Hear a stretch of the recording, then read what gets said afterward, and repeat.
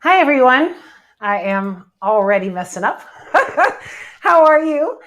My name is Reverend Dr. Sherry Palace, and welcome to Fireside Creators. Glad to have you. I see some people already popping in. Go ahead and say hi. We have got another great show ahead of us. I like to do these shows for information, to learn things. I think that a lot of fear is based in ignorance, and ignorance is just a lack of knowledge. So if you are afraid of something and you learn the true scope of it, you can actually make a decision whether or not it still scares you or to no longer be afraid. So that is why we are talking about critical race theory today. It is a hot topic in the media right now, and there's a lot of fear going on. So I am hoping to educate and eliminate a bunch of fear. That is my goal. So if you are watching in YouTube, or go ahead and like and subscribe, I would really appreciate it. Thank you to our sponsors who have gone to sherrypalace.com and sponsored the shows and the events. So without their support, I couldn't do this. You can go and sponsor a show for as little as $3 a month and get backstage in the after VIP show, be able to talk to the panel live, and support me and the show. I also want to remind you to go and register with StreamYard so I can see your name. Otherwise, you will come back as an anonymous Facebook user, unless you want to stay anonymous, and then we can do that. I don't want to have any negativity. This is a free space. It is open to learn again, but no hostilities. But you can bring all of your questions. Our panel is definitely open to that, and are here to answer those questions to eliminate the fear. So without further ado, let's go ahead and welcome Curtis.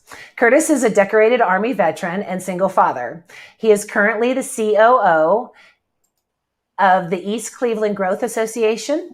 Curtis has 2 bachelor's degrees in paralegal education and public administration, and 2 master's degrees, an MBA and a master's in finance. He's been involved in community relations since 2006 when he left Cuyahoga Community Sheriff's Department. Hello, Curtis. Thank you for joining. Good evening. How are you? I am well. How are you doing today? So far, so good. Next, we have Kerry. Kerry Connelly is an emerging voice in a progressive Christianity, a speaker and coach, and the author of Good White Racist: Confronting Your Role in Racial Injustice. She has 25 years of experience in corporate, nonprofit, faith, and sales, which she uses for her coaching, writing, and speaking. She writes the popular blog, Jerseygirl Jesus, on Pathos, and her first book, Pause, Making Time to Walk with God, is available exclusively at Barnes & Noble. Welcome, Kerry. How are you? I'm great. How are you? I am well. Thank you so much for being here. It's my pleasure. Thank you for having me. And the last but not least is Byron McMillan. He is a former Army captain and decorated combat veteran turned nonviolent contemplative peacemaker. He's from Raleigh, North Carolina, and graduated from East Carolina University. Byron founded Riverflow Communications and is committed to the real, anything that regenerates and enhances all life. He now lives in Albuquerque, New Mexico, where he is learning to grow things in the desert through indigenous regenerative intelligence and creating a permaculture of equality and justice for all. Welcome, Byron. How are you? I'm doing great. It's great to be here. Thank you for joining us, everyone. So I wanted to show a couple slides. Actually, I'm going to take it back. I'm going to remove us for a minute. Let's see here, because I want to go through just the basics at first, right? So we can get to the heart of the matter. So what is critical race theory? It's a concept that's been around for decades. It seeks to understand and address inequality and recognizes systemic racism. Proponents say it's teaching of a history of racism that is crucial to addressing inequalities. Critics say the theories that the U.S. is fundamentally racist. There are a couple of examples of these different types of microaggressions. You have microassault, microinvalidation, microinsult, and environmental microaggressions that affect people of color in full inequality. And an example of that would be a Black male college student at a highly selective university is asked what sports he plays. Or an Asian American professor is asked where she is from. When she replies Kansas, her students respond with no, seriously, what country are you from? These are the types of inherent biases that a lot of us have that a lot of us don't realize. And I want to open up with that as far as, do you have anything else to add as far as what is CRT, critical race theory? Curtis, we'll go ahead and start with you. Basically, what it is, it is a legal academic construct that was founded Harvard in the late 1980s and funded by Dr. Derek Bell, who's now teaching in the California university system at one of the law schools there. And what it did was take a look at how racism played a role in the laws and public policy of the country. One of the major things that they looked at was in the drafting of the Declaration of Independence in 1776.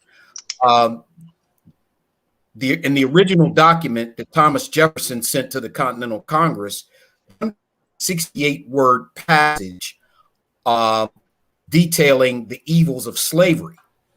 Now, nobody knows because there are no actual records, but that passage was removed from the document as it was presented. So those are the kinds of things that critical race theory looks at. And just for clarity, again, I'm sorry. Again, there's a delay. Critical race theory is not taught in any school in the United States except for higher education, correct? It is currently not taught in any public primary or secondary school in the United States. There's no school district in the country that teaches critical race. So that is dispelling a lot of fear at this point. A lot of people say, "Oh my God, we can't have CRT in our schools," when it's not being taught. It was actually used in legal degrees for a while. It came out of Harvard Law, right? Exactly. Byron. Yeah. So for me, it's not an unfortunate term, but it's just been used to muddy the waters. Yeah. It makes something that's very simple sound very complex. I mean, if you just look at the history of America, which is what I wish people would focus on, the fact that it was founded with white supremacist attitudes, barring all the words, it was white people that came to America that said, we are superior. And I don't think they set out to create a system that needed to sound like a theory or anything. It's just the way it happened. Yeah. I mean, Resmaa Menakem has really helped me a great deal in his work in helping me see the darkened Middle Ages, this 500-year time period where white Europeans were subject to tremendous brutality, violence, and suffering in this time called the Dark Ages. And they're the ones that came to America and started America with all this trauma trapped in their body. And so a mentor of mine, Richard Rohr, he says that the pain you don't transform, you transmit. Yeah. So you had a group of people that came here with trauma in their body. They created a way of life that did not deal with the trauma they had in their body. They created policies, economic policies, spiritual ways of being. They created a society that then began to transmit the same pain that they had not dealt with. And America has never dealt with this. And so now here we are hundreds of years later, and we literally have a culture that transmits pain. And when you just look at the history of it, it's evident through every aspect of our society. And so I wish we would somehow get back to that and focus on that rather than have something like anything that's a theory is going to be debated, disputed. It's like it's not real, and it's being weaponized in a way that it's hard to combat, and it just provokes a lot of fear. Who chose that title? You Curtis, you said it was that one gentleman. I mean, did someone choose critical race theory? Because again, it is a theory, and that bugs me too. I mean, we know Tulsa was a fact. We know we learned. Go ahead. I'm sorry. Well, it was like I said, it was a legal academic construct that was developed in law school. And it looked at racism through the prism of public policy and laws that were passed and enacted in this country that kept, Black people, brown people, Native Americans, women, the disabled, immigrants, in check. When the Declaration of Independence was written, and Thomas Jefferson said all men are created equal, what he meant and what they meant were all landowning white men were created equal, and not women either. Yeah, that is correct. It's to say that it's a theory, and to say when in the slide I showed where people are saying, well, we don't want to say that American is racist. And I have a real problem with that, because there's far too much proof that says otherwise. I mean, our laws are systemically racist. It's mind-boggling to me why this incites so much fear. And why people are protesting about this. And it's like, how can you argue the fact that this is out there? And I think that it boils down to that. I've heard people say, well, I don't want to hear it. I don't want to know. And people are going to hate, themselves and white people if you go ahead and tell this history. I don't hate Germans. I don't hate, anybody across the entire world who has such history, because we all do. So that's a pretty lame excuse. You're dealing with this also, Kerry. How do you deal with this, and what are you doing to grow and spread the word and knock down this fear? Well, so there's a few things I think that are important for me to acknowledge, especially as a white-bodied person. And the first thing that I definitely want to acknowledge is that there are some important voices that are missing from this panel. For example, Black women specifically. Black women have played a big part in critical race theory, and it's really important to recognize their work. And it's important for me to recognize too that I'm only a student. I'm not an expert in critical race theory. I'm a student of it. As a white person, I learn from this. I study this. But there are a couple of things that have been going on in conversation that I want to address. And when you say, for example, it's a theory and that bothers you, right? I think it's really important. And I think the thing that people are not understanding about what critical race theory is from the standpoint of academia is that it's a process of criticism. It's a process of critical thought. It's a paradigm with which to approach a subject, right? So in higher education, you have a lot of different kinds of theories. You have race theory, you have feminist theory, you have deconstruction that you can apply to different types of work, of literature, of the Bible, of all sorts of ways that you can approach a topic. And so when they talk about critical race theory, they're talking about an academic paradigm through which, or lens through which, they are going to analyze things like the law. And so when that's what a critical or criticism is in academia, it's not quite the same thing that when we hear the word criticism, we might be thinking it is, right? So I think that's the first thing to understand about it. That's really important.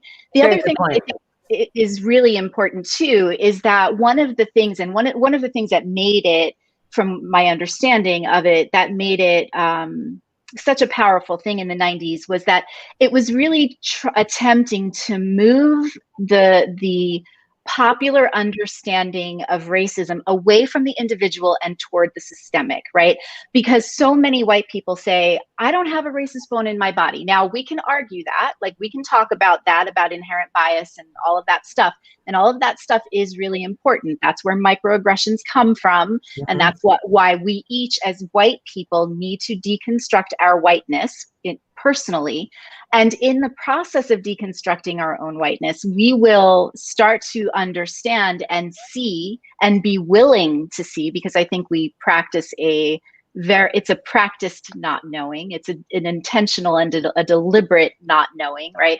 But once we begin that inner deconstruction in ourselves, then we can't help but to acknowledge the vast amount of data that is out there that demonstrates that in many of our institutions and our systems, like the law, like education, like healthcare, like real estate and banking, there is so much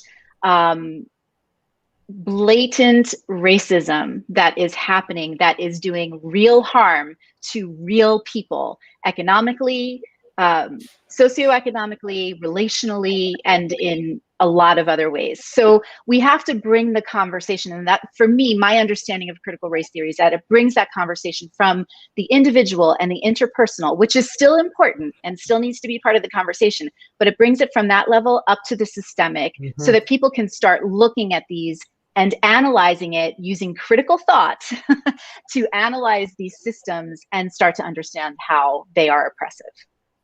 Well, I think that's marvelous points. And I think that ties into, if it doesn't affect you, it can't be happening. You know, a lot of people feel that way.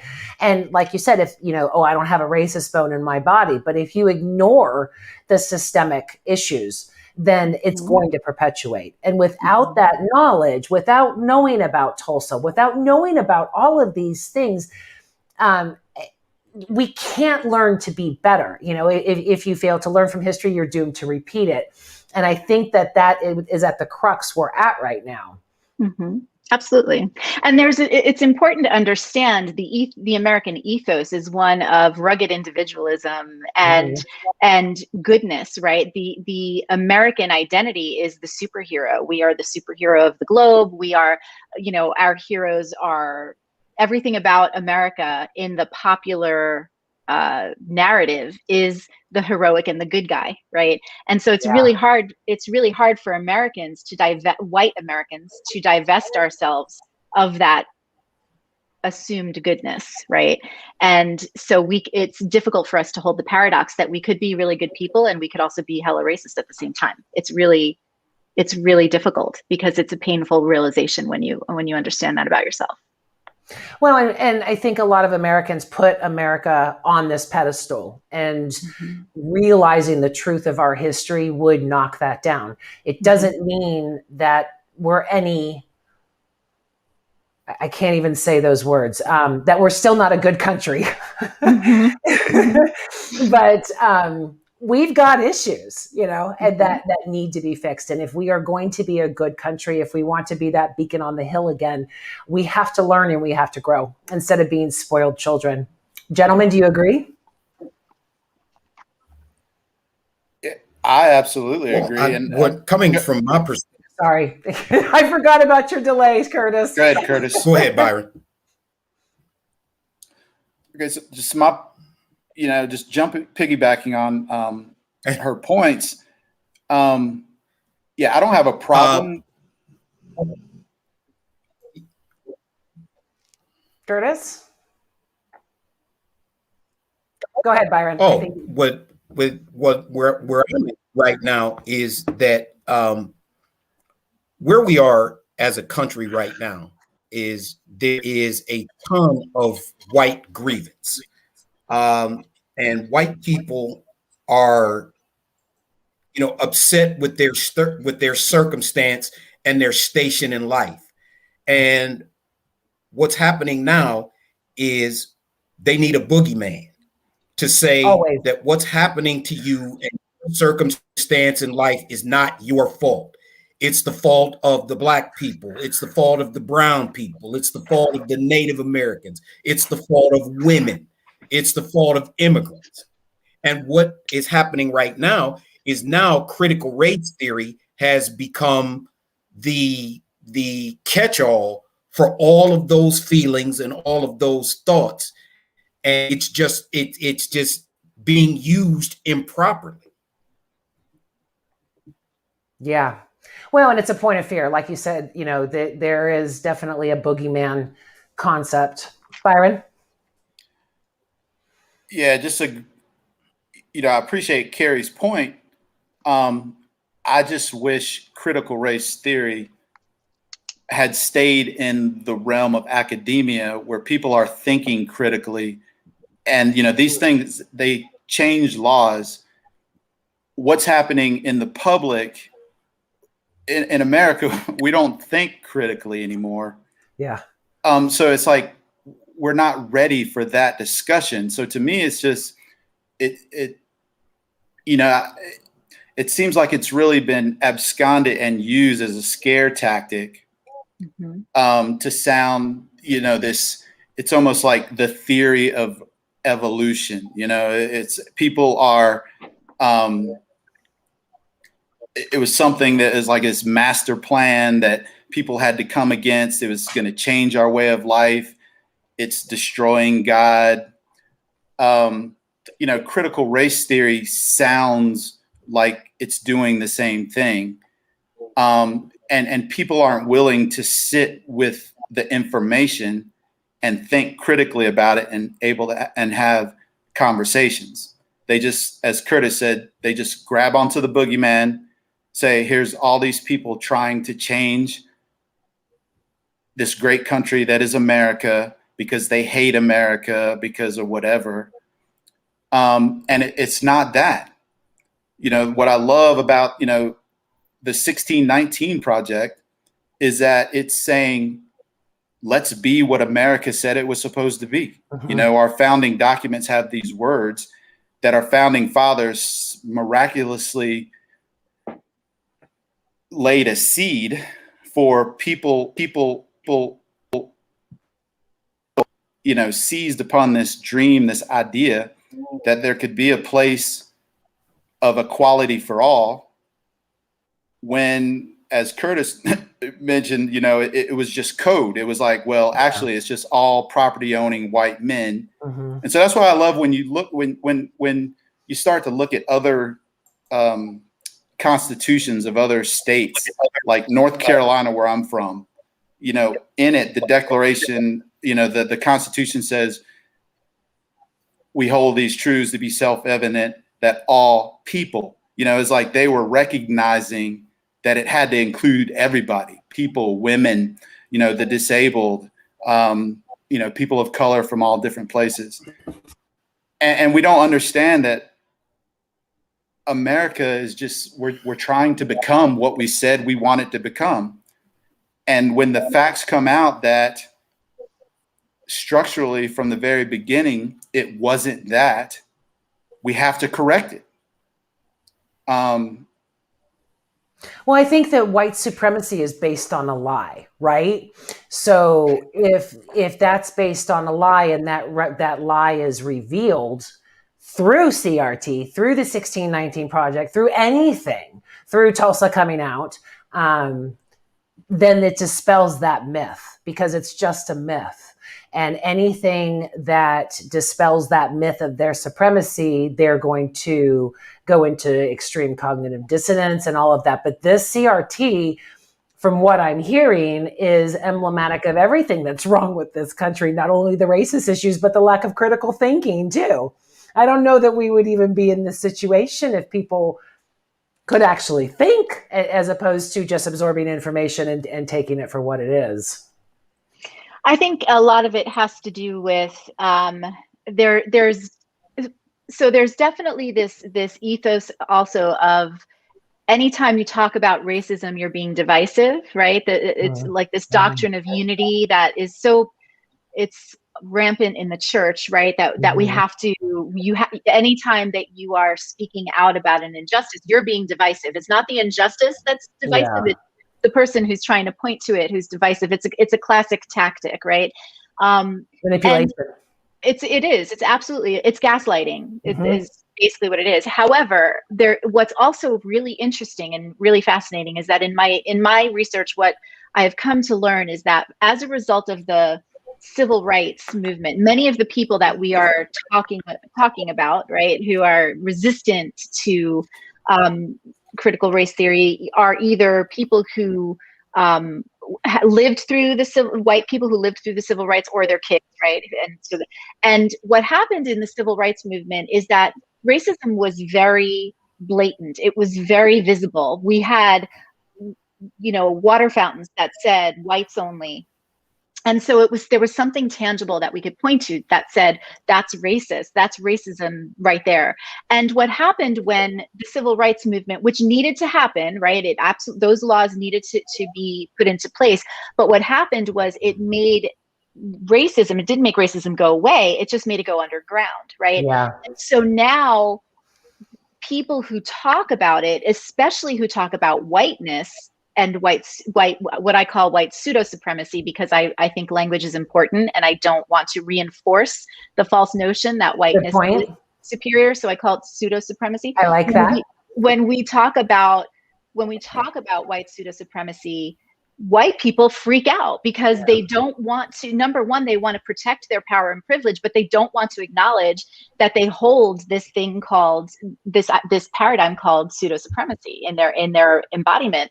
And the civil rights movement kind of made it easier for white people to call themselves good while still practicing very racist ideologies and very racist behavior, because there was nothing left to point to. It all became very underground, and yet painfully and brutally honest for the BIPOC community. Yeah, painfully and brutally apparent for them. So. Well, and then it was completely denied afterwards. So when we're seeing all of these videos come out now, it's like, oh, this is just happening now. It's like, no, it's just now being recorded. They were telling all of us for the last, forever, this was going on. The police harassment, the lynchings, all of this. But then it was just like, oh, that's hyperbole. That's lie. That happens over there. Now that we have the video, we have proof. And I love that it's being shoved in our faces. I love that it's being that we're being forced to deal with this. I look at it as a relationship that's in trouble, and it's time to go to counseling. It's time to really get down to the nitty-gritty and grow, because being stagnant is not going to help anybody, and it's just going to perpetuate these problems. Mm-hmm. Gentlemen? Well, to piggyback on Kerry's point a little bit, racism is so ingrained in the DNA of America that when you talk about racism, that when you criticize racism, white people think that you're criticizing America. Mm-hmm. Or them, or ourselves. We think you're attacking us personally, right? We take it very personally. Right. Yeah. Mm-hmm. Right. And a lot of times when racism is being discussed, it's not about the individual. It is about a system that has been in practice for 400 years in this country. Mm-hmm. Against Black, but the whites drove the system, right? Native. against women. Yeah, it's a patriarchal system, like I said, and it's been practiced against blacks, against natives, against women, against the disabled, against immigrants, you name it. Mm-hmm. You think, if we look historically, Plessy versus Ferguson was decided by the Supreme Court of the United States in 1796. Or excuse me, in 1796. It wasn't overturned until 1950. Which is what? Brown v. Board. Oh, the Brown v. Plessy Board. versus Ferguson was Plessy versus Ferguson was the landmark Supreme Court decision that held that black people had no rights as citizens, that they were chattel. That wasn't overturned until 1954 in Brown v. Board. Well, and we've had lynching laws never come up. I mean, it's lynching still legal in 46 states, something like that. I mean, lynching, we can't even get our Congress to say that lynching's bad, and they're saying that we shouldn't learn about critical race theory. And when the police slavery is still legal in the United States. Yeah, 13th Amendment. Slavery is still legal in the United States. All you have to do is read the vast sentence of the 13th Amendment. Yeah. Carrie, what were you saying? I was just saying that when the police lynch people, I mean, why would we expect the police are lynching people still, right? It's George Floyd was a public lynching. Yes. There's people think that lynching. I just was having this conversation the other day with some people I'm consulting with, that they think lynching is only about a very specific type of murder, hanging somebody from a tree. That's not a lynching, especially The Cross and the Lynching Tree is an amazing book by James Cone.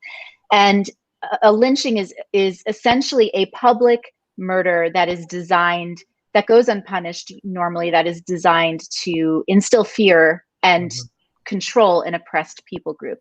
So anytime that there has been a police murder of a black or a brown body, that has been a public lynching, because it instills fear in the black community, and very effectively. And they never call it terrorism, but that's what it is. Totally. Byron? Yeah, these conversations are the reason why I stepped back. My activism switched from dealing with humans to trying to grow things in the ground. And when you, for instance, when you grab a handful of soil, if that soil is going to give life to plants that are nutrient rich and are good for our body, it has to be full of diverse microbes. And so it can't be full of one type of microbe, one type of anything. It has to be diverse. Otherwise, it becomes degenerative. And literally, that's what, I see is going on above ground. If you have an ecosystem like this United States of America that was founded upon one group of people being superior to others, of stolen land and built on the backs of another people, and not acknowledging that that's the reality that you're dealing with, you're never going to have an ecosystem that regenerates and enhances life.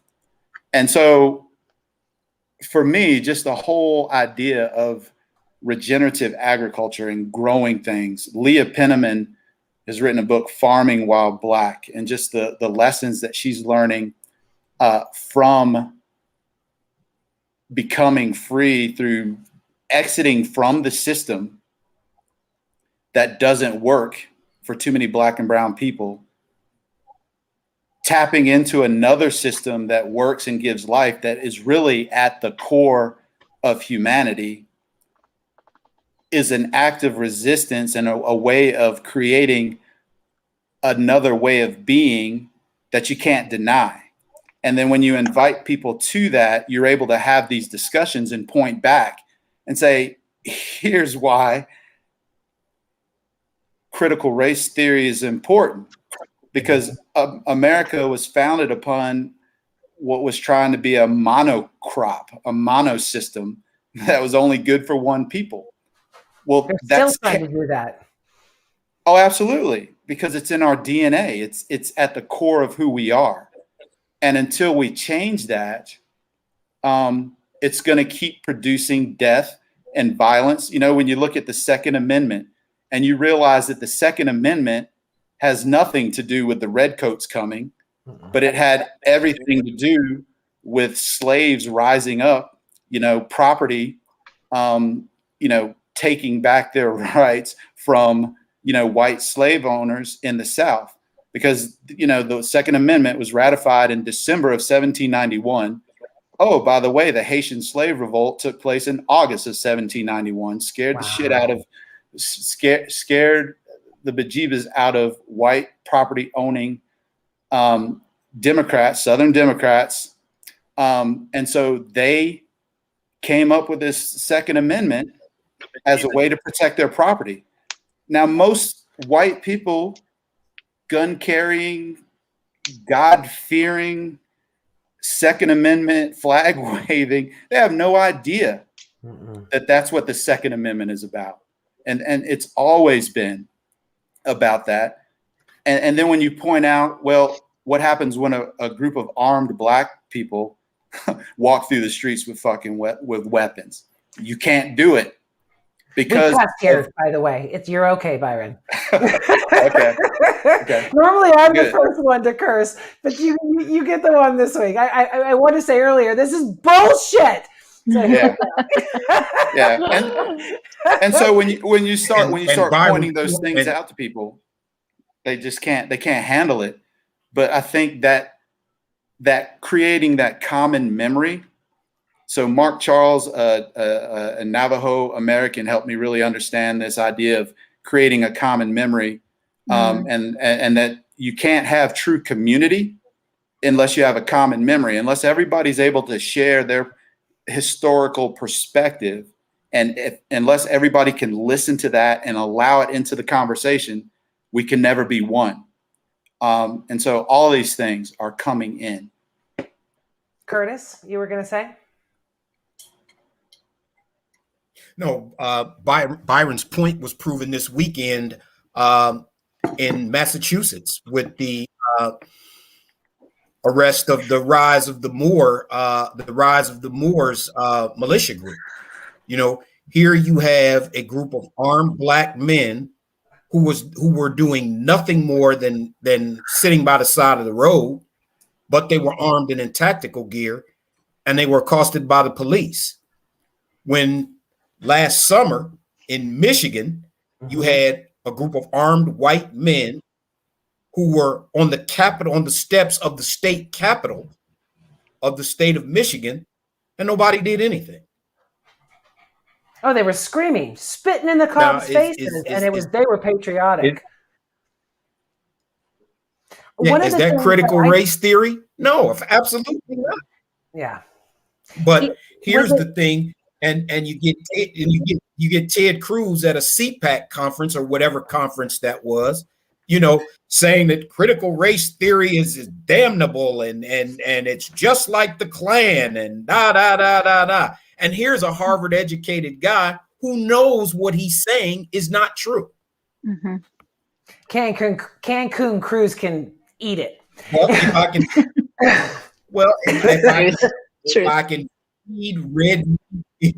can feed red meat to my base and whip them into a frenzy, yeah, you know, then you get January 6th.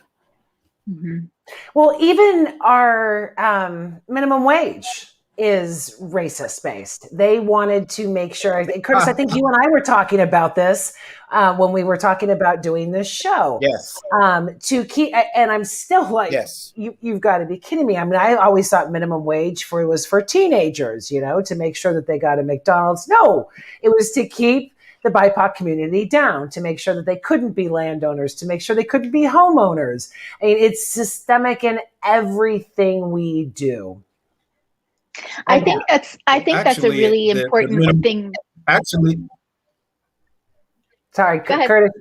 Actually, the minimum wage coincided with the eugenics movement. That's right. It coincided with the eugenics movement, and there were two economists, an economist by the name of Royal Meeker, and Henry Rogers Seeger, another economist, fomented this theory of the minimum wage and propagated the theory of the minimum wage as a way that Blacks and Indians and immigrants and women and the disabled would not earn enough money to have families, and therefore they would eventually be driven out of the workforce. They would not have families, and it would propagate what they called their ideal society. And then in 1938, Franklin Roosevelt, our president, made a deal with the Southern segregationist Democratic senators to propagate the minimum wage so that they wouldn't oppose the rest of the New Deal over the objections of his so-called Black cabinet. Kerry, what were you going to say? There's two things that I'm thinking about as we're talking, which is that, and I think that it's important to understand these two dynamics in whiteness, which is where I really land, in this whole conversation. The first one is that I think one of the things that happens for a lot of white people when they really start to dive into this, and we begin to understand just how deeply embedded racism is in every system, every aspect of our lives as Americans, and the ways in which we actually benefit, even never meaning to, never intending to, but we have benefited from it, right? That there's a sense of overwhelm that happens, right? A real sense of overwhelm and a sense of like, holy shit, what the hell am I supposed to do about this? Like, yeah. And there's this, because of white culture, is especially white women's culture, is very much about perfectionism, and we have to be the nurturers and the caretakers of everybody, and if something's going wrong, it's our fault. So we definitely say, well, tell me what to do and I'll just fix it, right? And there's not a box that we can check where we can say, okay, I'm not racist anymore, I've done this work and I'm no longer racist, right? So I think it's really important for white people to understand that sense of overwhelm is very real. And I want to also point out that there's a difference between what you may have heard be called white tears and white grief, right? So white tears are this, and I think the male, not to be very gender specific and stereotypical, but I think in general it shows up as white tears in women and white anger in men, but it can go both ways, right? Is that that's about centering the white experience of being called out for our racism and having our presumed inherent goodness called into question, right? Whereas white grief is a very appropriate response to the horrors of systemic racism. And I believe it's the beginning of actual real transformation in white people. And I think each of us need to go through that. We need to experience real grief over what has been done to our siblings of color in this country. And that's the beginning of repentance and repair, right? So I think that's really important.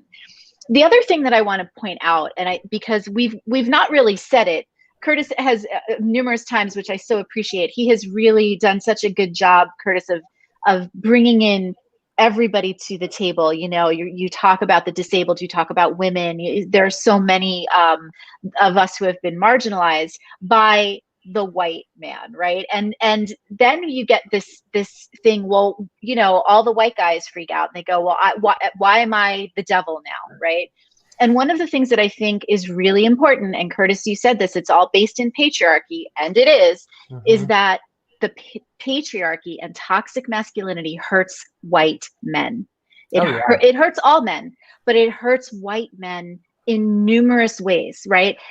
even though they are dominant, even though they are hold the most embodied privilege, there are ways in which it harms white men. And that's why our collective liberation, my liberation, is tied up in your liberation, and their liberation is tied up in mine, right?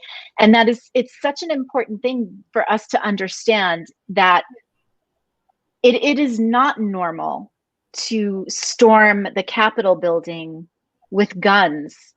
That's not a thing. That's not something that right-minded people do, right? No. Just like it's not something that a right-minded person would do to beat their wife, or to beat their children, or like all of the things that we associate with toxic masculinity. There's a white wound in white men that we need to heal.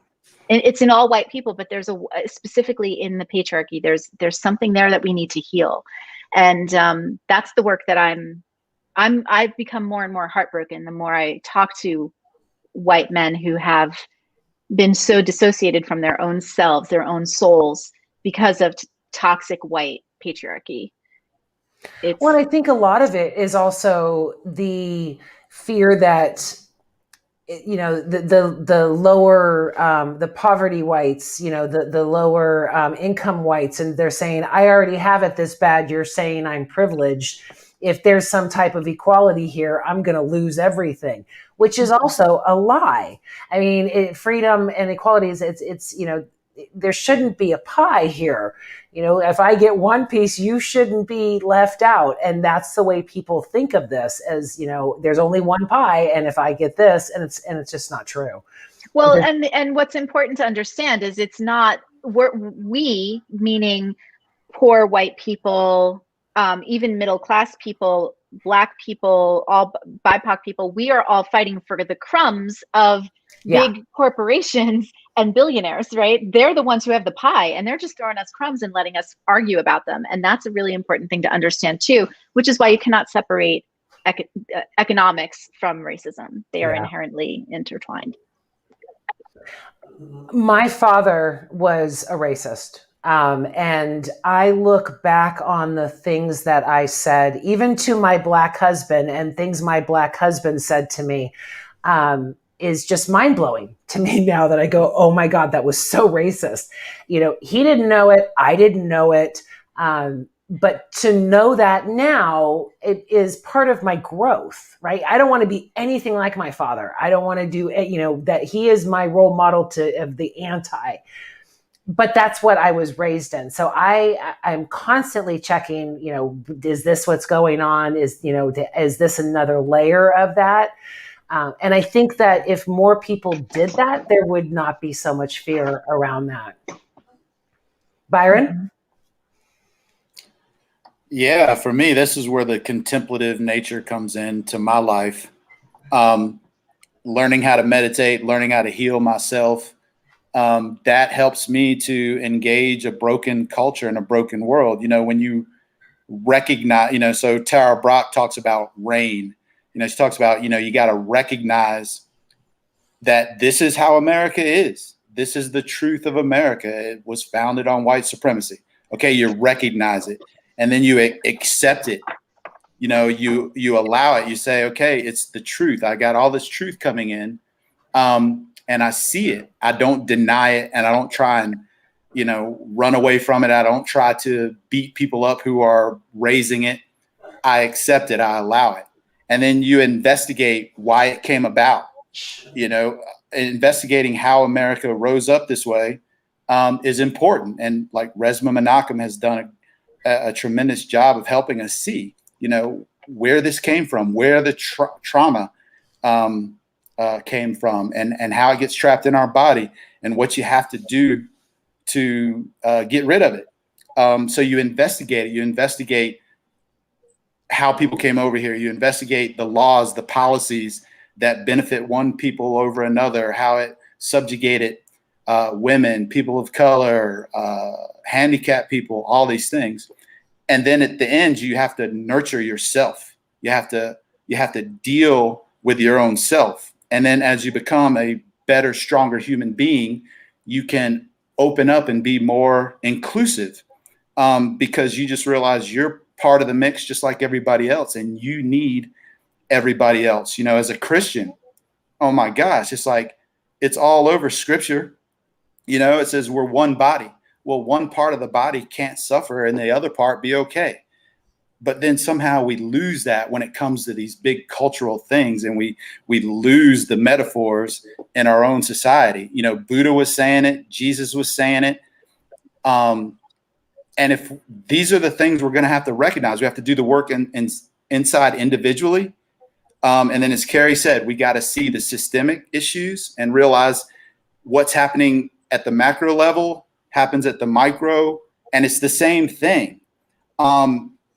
And that's what we've got to evolve. We've got to grow up.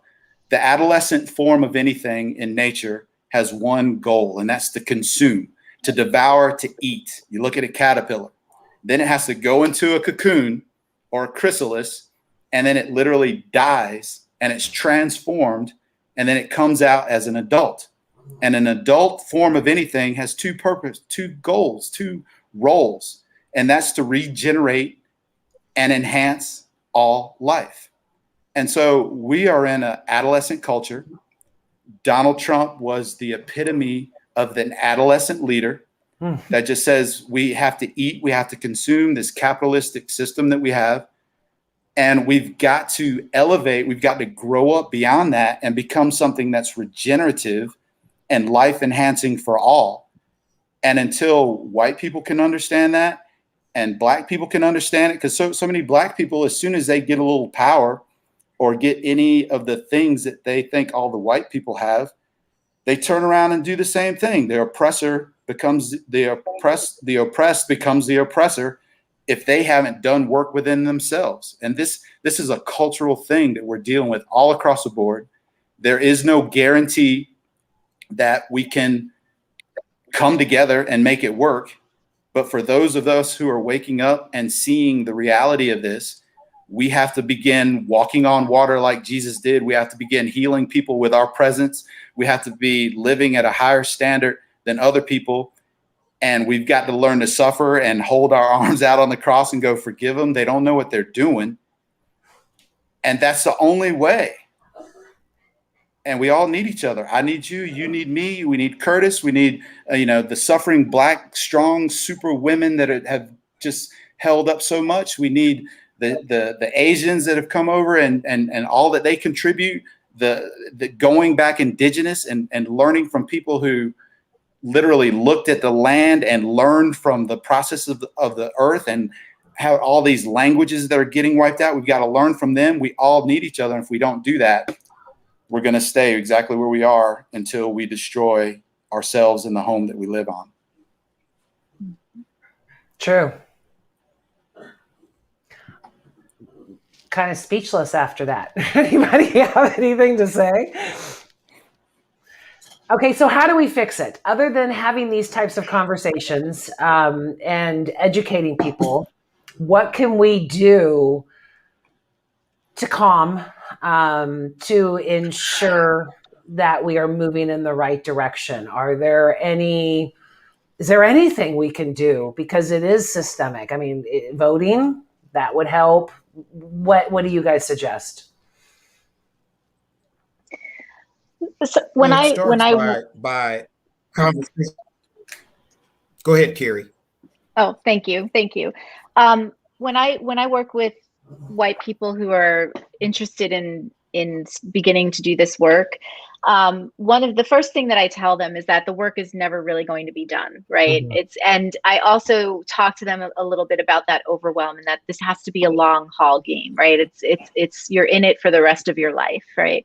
And I think for white people specifically, it really has to start with our own deconstruction. We have to start understanding our own white identity and the way it was constructed, what that means. And we have to be willing to sit with a listening and a humble heart that's willing to hear the feedback that the BIPOC community has for us. And then that's really important. Let's just listen. Listening would change. I didn't mean to interrupt you, but I just wanted to say that. Just listening and believing. Well, but here's where that gets tricky. what I'm talking about when I'm talking about listening and believing, I'm talking about when your Black coworker says, hey, what you just said was racist. Because that's a whole different experience than saying, oh yeah, racism it happens out there and it's really bad. It's about being willing to hear that on a Facebook thread and that you're on, where you say something and somebody says, hey, that's not cool. That's when you have to sit there. We have to sit there. I include myself in this. And it doesn't mean that we should go and erase our remarks. It means that we should go and apologize and say, I'm listening, I'm learning, and I'm going to shut up now. Right. Like it's things like that that is the first place we have to start, I think, is within ourselves. And then, and only then, after you've done some of that work really, really significantly, preferably with a person who can walk you through that, then you can go and start to draw a circle around the areas that you might be able to impact. Maybe it's your church. Maybe it's some, like, if maybe you're in the legal system, maybe you're in policing, maybe you have, where do you have influence, and how can you look at that systemically and begin to make change and fight for change, and keep going when you meet white resistance, because you will meet white resistance. That seems to be a continuing theme with this show, is own it. The onus is on us. We have to own it for everything we do, good and bad. Mm-hmm. Byron? Sure. What we also think Curtis was next. Go ahead. What white people have to understand is they can't define racism for Black people. Yeah. Mm-hmm. You as white people cannot define what is racist to me. No. I know what racism is. I've experienced it. So you can't say, well, that's not really racist. Well, it is to me. The oppressor cannot define oppression to the oppressed. Mm-hmm. Preach. The same thing goes with women for men, and the sexism and stuff like that. Like you said, the oppressor cannot Exactly. do that. Yeah. Mm-hmm. By the way, I'm not moaning or anything. If you hear my dog, he's on the chair. I don't know if it's coming through in the microphone. Just so you know. Byron? Yeah. So I just finished an 8-month-long course with a group of men that I work with. It's called Illumine, and it's a group of men that are trying to come together to heal men of toxic masculinity, and race is a huge part of that. And so me and a white professor from Seattle, we co-created this course called Liberty and Justice for All. It's about healing, how we all heal together. I had a number of people tell me I shouldn't do it, but the course ended up being about 80 plus, mostly middle-aged white guys.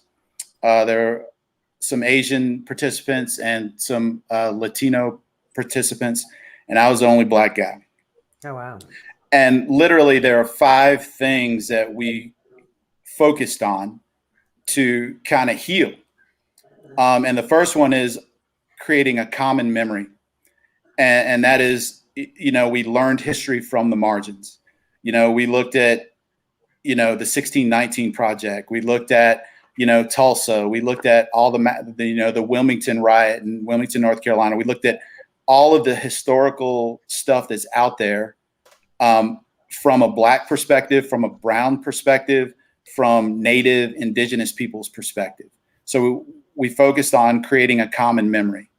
And then the second thing is we used Resmaa Menakem's book, My Grandmother's Hands, to address the trauma that's hidden in each of our bodies, and how to do exercises and engage in practices that eliminate that, transforms that pain that we all have in our bodies into something that is transformative. And then the third, we used Layla Saad's book, Me and White Supremacy, because journaling and being honest about what we're seeing around us, what's going on inside of us, and writing that down honestly is a huge part of it. And then the third part is this whole idea of indigeneity and permaculture, going back local, creating a situation that you're dealing with exactly what's around you. You're changing systems so that they're in communion and in harmony with the earth, and creating a culture that can last. That's for all people. That's not monoculture. It's a culture of all people, races, colors, abilities, whatever. And then the last one is going slow, and you got to go together. This takes time. Resma says it's going to take 9 generations to heal from all this. Wow. That's a lot. That's a long time. And there's no way to rush it. It didn't get this way overnight. It's it's in our cells. It gets passed on in our DNA. It's going to take a long time.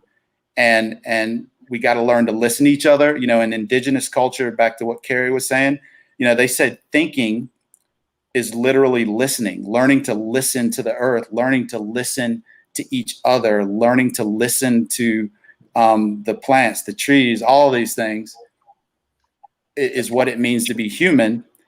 And we got to go together. We've got to be in it together. So those 5 things are what I write about and what I'm trying to bring to light through growing things in the earth. And then I've added 2, and one's reciprocity.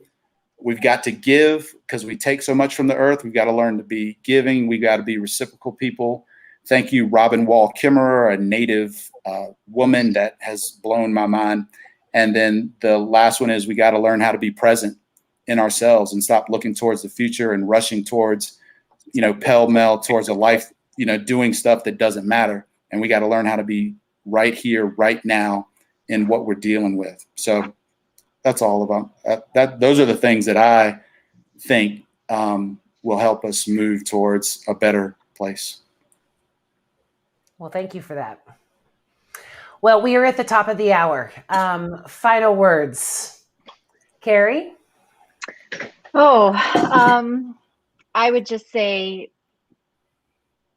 for white people who really care about doing this work, it really has to start with the deconstruction of your own identity as a white person. That's the beginning of the work where you will be able to respond to the truth of racism without defensiveness, but with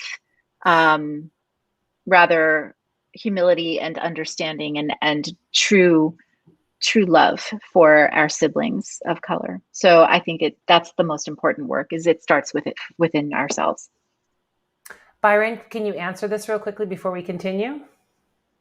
Any idea what they're asking? The title of the second book you mentioned. My Grandmother's Hands. Yep. My Grandmother's Hands, or Layla Saad's Me and White Supremacy. Okay. And then with this cannot go unsaid. Go buy Kerry's book. Thank you. It is a great start in learning about these types of things. So go buy her book.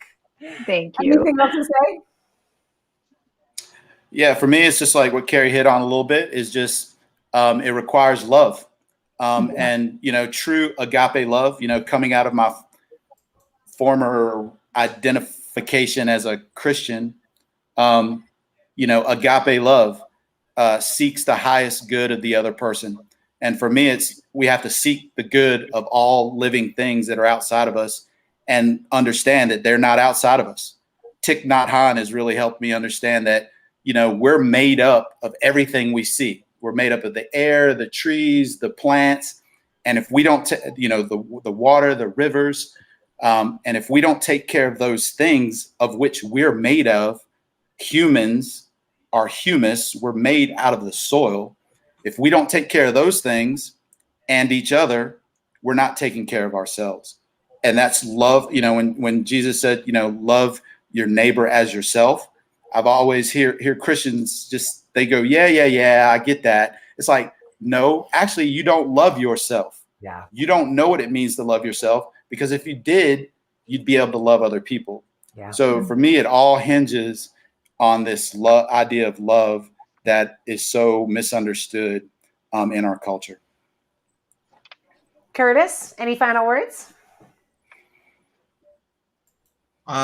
Just understand that hearing is one of your five senses. Listening is a skill that can be developed and should be utilized. Learn to listen.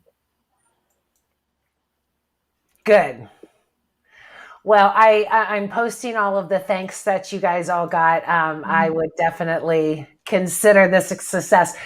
Before I sign everybody off, do we have any questions? I already did that one. Does the audience have any questions for us? I think it was another great panel. If you want to hop into the VIP, go ahead and the link should be posted in the VIP for the members. And then for those who haven't joined yet, go to sherrypalace.com and get that. I'm not seeing any questions, so I'm going to say goodbye to you all. Thank you so very much. It was a phenomenal show. I really appreciate your time, and I'll see you backstage a little bit.